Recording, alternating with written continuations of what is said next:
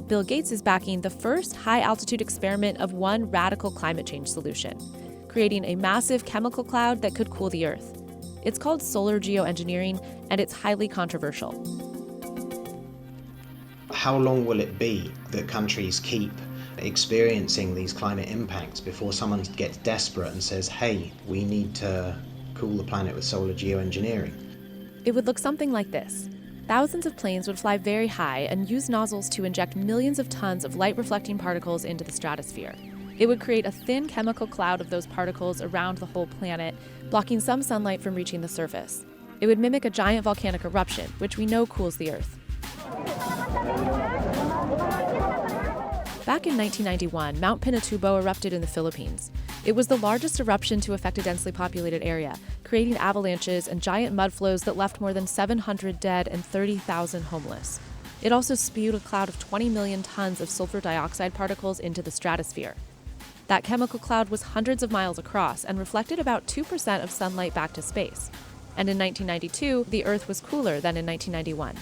That is part of the mechanism, but you do this in a controlled way. Modeling studies have found that it could reduce the intensity of heat waves, for instance. Apparently it could reduce the rate of sea level rise. It could reduce the intensity of tropical storms. But it also comes with significant risks and uncertainties. Things like mass famine, mass flooding, drought, of kinds that will affect very large populations. It could weaken monsoons in India, China, and Africa enough to affect crops. It could eradicate blue sky. You start increasing the amount of diffuse light and you have less direct light, which is the same thing as saying it looks hazy and white. And if the global community decides it should stop? So you stop injecting it, and after a year, the cloud is gone, and you get this rapid warming at a rate much faster than you would get if we had done nothing. If you've taken out the greenhouse gases that are adding to the warming, then the temperature won't go up, it'll stay what it is. So if we don't stop emitting greenhouse gases into the atmosphere, we don't try as hard as we can to do that, then there's no point in doing solar geoengineering. A 2016 opinion poll conducted by the Harvard group doing solar geoengineering research found that 67% of subjects support its use. One reason this technology is appealing, it's cheap. One study estimates it would cost an average of $2.25 billion globally every year for the first 15 years of deployment. Compare that to the $500 billion the U.S. government estimates it will cost just the U.S. by 2100 if no action is taken against climate change. Or the $1.6 to $3.8 trillion projected global spending by 2050 on low-carbon energy production. You can also compare it to direct air carbon capturing, another climate change solution backed by Bill Gates and by big oil. It involves sucking billions of tons of carbon out of the air. And at $100 to $200 a ton, it could be big business. Solar geoengineering, on the other hand, is so cheap that nobody currently stands to make money from the process. But just because a solution is cheap doesn't make it a good one. It's cheap and dangerous. It doesn't require a lot of materials. It doesn't require a big innovation.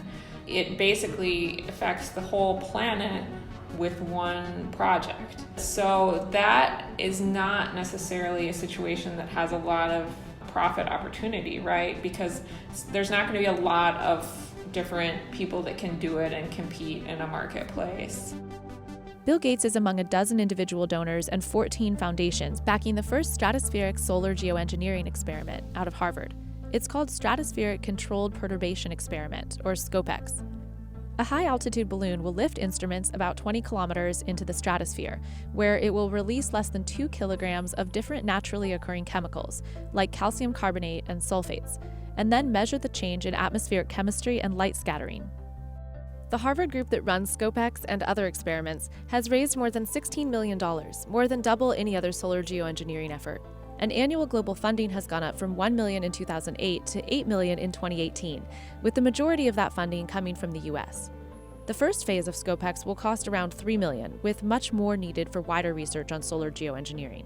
To this point, stratosphere injections have only been tested with climate modeling. In the UK, a government-funded solar radiation management test called SPICE was cancelled in 2012 because of issues with patents. And we're not trying to develop any technology that is patented or where we want to make money with this later on. A study last year found that no existing aircraft can inject the stratosphere at a high enough altitude, but developing a new high-altitude tanker would not be technologically difficult or prohibitively expensive. Nozzles still need to be designed that can continuously blast out trillions of particles, and scientists still need to decide what chemicals those particles should be made of. But unlike cloud brightening, which is another solar reflection technique, the tech needed for stratospheric injections is not far off. The technology is not the main thing that's holding this back. The main thing that's holding it back is the uncertainty about what the exact effects would be and the positives and negatives of its effects, and the governance and decision-making process for implementing it. Other radical attempts to control climate change have been tested in the past, like when one California businessman dumped 100 tons of iron dust in the Pacific to spawn the growth of carbon-absorbing plankton. But unlike small, sometimes rogue experiments, planet-wide solar geoengineering will require buy-in from the international community.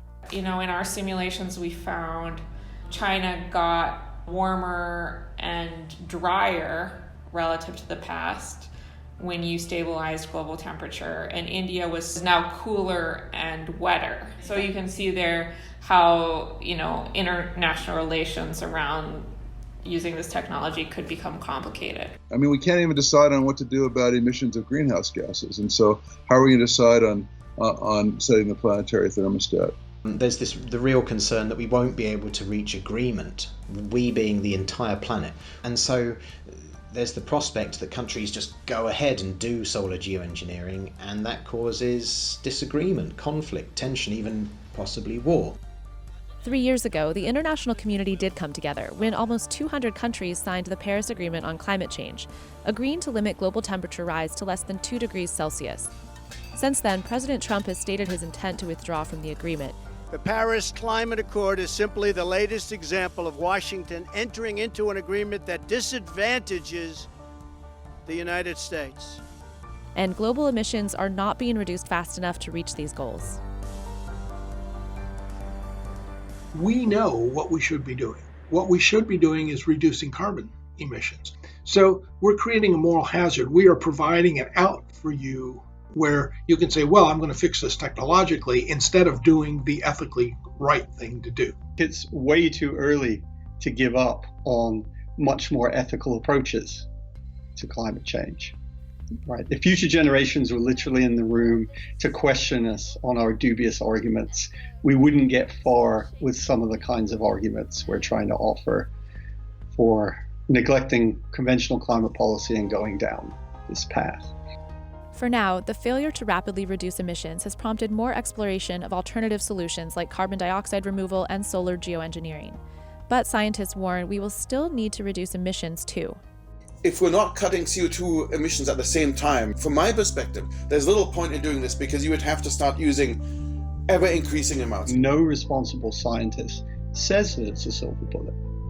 All the responsible scientists say this is something that we deploy if we had to, alongside all the other stuff that we already have to do. The U.S. Academies of Sciences is holding a series of meetings to study solar geoengineering, including one at Stanford this month. The committee will issue a report next year with recommendations for how, or if, solar geoengineering research should continue. Some scientists say the research is necessary in order to arm future generations with the ability to enact this backup plan, even though it seems nearly impossible now.